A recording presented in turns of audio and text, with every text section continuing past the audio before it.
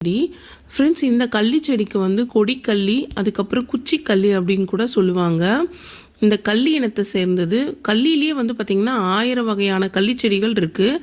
அதில் ஒரு வகையான கள்ளி செடி தான் இந்த கொடிக்கள்ளி செடி. ஃப்ரெண்ட்ஸ், இந்த செடி வந்து பார்த்திங்கன்னா பெரும்பாலும் சென்னையில் வந்து அழகுக்காக தான் வச்சு வளர்த்துட்டு இருக்காங்க. ஆனால் இந்த செடியில் வந்து மருத்துவ குணம் நிறையவே இருக்குது. அது மட்டும் இல்லாமல் கண் திருஷ்டி போயிடும் அப்படின்னு சொல்லி கூட வளர்க்குறாங்க. ஆனால் இதில் இருக்கிற மருத்துவ குணம் வந்து நிறைய பேருக்கு தெரியாது. ஃப்ரெண்ட்ஸ், அம்மன் பச்சரிசி செடி நீங்கள் கேள்விப்பட்டிருப்பீங்க.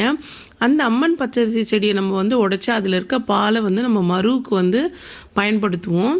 இந்த கழுத்துக்கிட்ட இருக்கிற மருவெல்லாம் வந்து பார்த்திங்கன்னா அந்த பாலை எடுத்து நம்ம வச்சுட்டே இருக்கும்போது நாளடைவில் வந்து கொஞ்சம் கொஞ்சமாக அது சரியாயிடும். அதே போல் இந்த செடியில் இருக்கிற இந்த கிளை மாதிரி இருக்குது பாருங்கள், அதை உடைச்சா அதில் இருந்தும் பால் வரும். அதையும் நம்ம வந்து மருவுக்கு பயன்படுத்தலாம்.